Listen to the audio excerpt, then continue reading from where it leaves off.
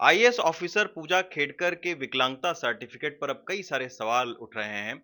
खबर ये भी आ रही है कि एम्स ने उनको कई बार बुलाया उनकी विकलांगता की जांच करने के लिए, लेकिन वो एम्स हॉस्पिटल में नहीं गईं। इन सारे मामलों पर बातचीत करने के लिए मेरे साथ में एम्स के पूर्व director doctor MC Mishra sir हैं। उनसे हम बात करते हैं कि आखिर क्या प्रक्रिया होती है और क्यों ज़रूरत पड़ती है विकलांगता की दोबारा जाँच करने के लिए। सर, अ, ये जो लोकोमीटर जिसका विकलांगता का सर्टिफ़िकेट उनका बना पूजा खेडकर का, क्या आपको लगता है कि यूपीएससी को क्यों ज़रूरत पड़ गई कि एम्स के पास उन्होंने भेजा जाए उनको और उसकी जाँच हो? और एम्स में वो आई क्यों नहीं? क्या आपको लगता है? मैं समझता हूँ कि कोई ना कोई इसमें कंट्रोवर्सी हुई है, हुँ, जिसकी वजह से किसी ने इस पर प्रश्न चिन्ह लगाया है कि उनको वाकई में डिसेबिलिटी है या नहीं है। हुँ, और इसीलिए फिर यूपीएससी ने एम्स निदेशक से ये अनुरोध किया होगा कि भाई इनका एक जांच आप एम्स में भी करा लीजिए, हुँ, जो आमतौर से हम लोग करते हैं, चाहे यूपीएससी की तरफ से अनुरोध आए या फिर कई बार न्यायालयों का भी आदेश आता है कि इनका जांच की जाए और रिपोर्ट सबमिट की जाए एम्स के द्वारा। और कई बार स्टेट गवर्नमेंट्स भी भेज देती हैं। और इसमें 2-3 तरह के लोग आते हैं। किसी का एम्प्लॉयमेंट है, मान लीजिए उनको डिसेबिलिटी की वजह से, दिव्यांगता की वजह से उनको उसमें प्रेफ़रेंस चाहिए एम्प्लॉयमेंट में, तो उस वजह से भी लोग आते हैं। हुँ, दूसरे कहीं एडमिशन मिलना है, मान लीजिए आर्मी में कोई जाना चाह रहा है तो वो अपने को स्वतः चेक कराने चाहते हैं कि हम कितने फिट हैं, हुँ, वो भी होता है।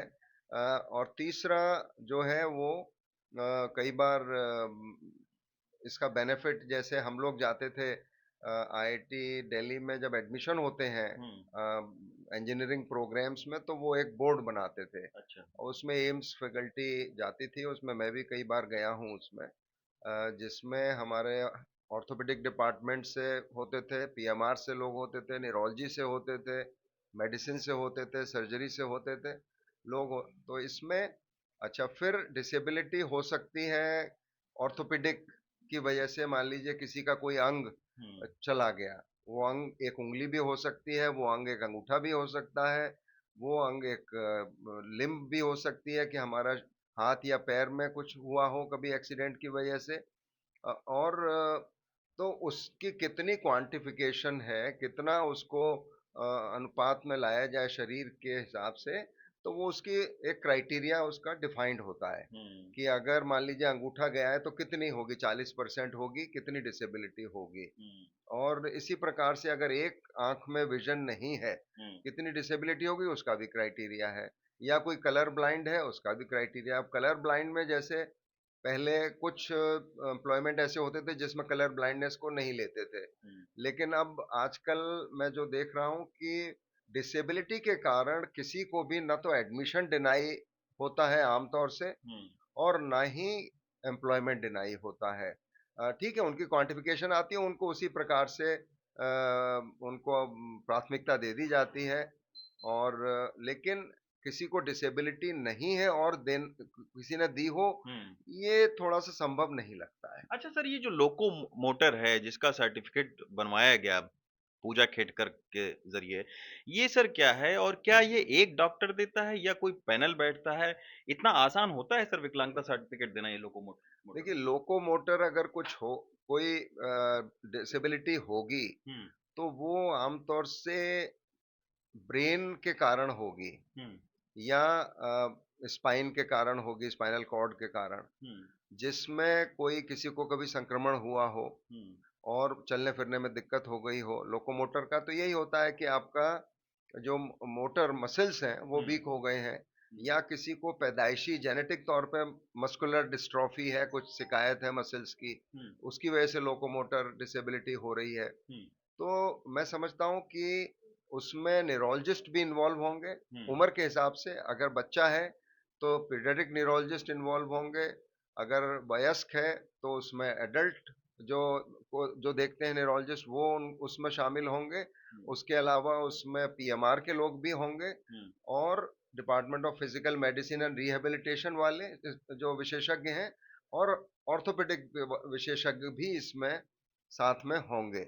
और सब मिलके इसमें फिर तय करेंगे कि इनको क्या समस्या है, और फिर जो क्राइटेरिया है उसमें ये फिट कहीं होते हैं कि नहीं, और कितना फिट होते हैं, कितनी इनको उसमें अनुपात में दी जाए डिसेबिलिटी। अच्छा सर, एक आखिरी सवाल। आप कह रहे हैं कि आईआईटी में एडमिशन से पहले विकलांगता सर्टिफ़िकेट की जाँच के लिए आप लोगों को बुलाया जाता था। ये सही बात है? हाँ जी। यूपीएससी जैसी इतनी बड़ी सर्विसेज़, इतना टफ परीक्षा माना जाता है, तो इसमें आखिर जॉइनिंग होने के बाद में क्यों लगता है कि विकलांगता की परीक्षण होना चाहिए, जाँच होनी चाहिए?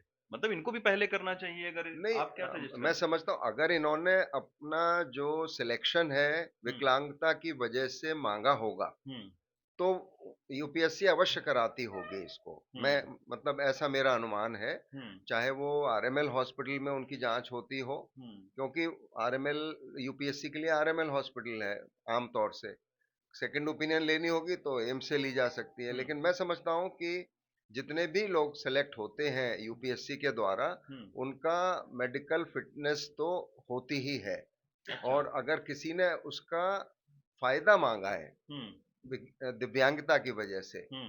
तो उसकी तो जांच होगी ही होगी, इसमें कोई संदेह नहीं होना चाहिए, वो और करी भी होगी तो इसमें। फिर सर कहा जा रहा है कि 2 बार 3 बार एम्स ने उनको अपॉइंटमेंट दिया और फिर वो कोई न कोई बहाना बना के फिर हाँ, नहीं बचती तो रहीं। अगर इन्होंने क्लेम किसी ने किया है कि मैं दिव्यांग हूँ हुँ, इस वजह से, और पहले नहीं सर्टिफिकेट दिया, तो उसको कंफर्म तो करना पड़ेगा। हुँ, तो अब उन्होंने एम्स को भेज दिया है, हुँ, बट मैं समझता हूँ इनका तो मेडिकल चेकअप तो ज्वाइनिंग से पहले हुआ ही होगा कहीं ना कहीं। हुँ, और अगर डिसेबिलिटी की कहीं बात होगी तो शायद एम्स को रेफर किया हो हुँ। सकता है। शुक्रिया सर हमसे बात करने के लिए। Ravish Ranjan Shukla, NDTV India.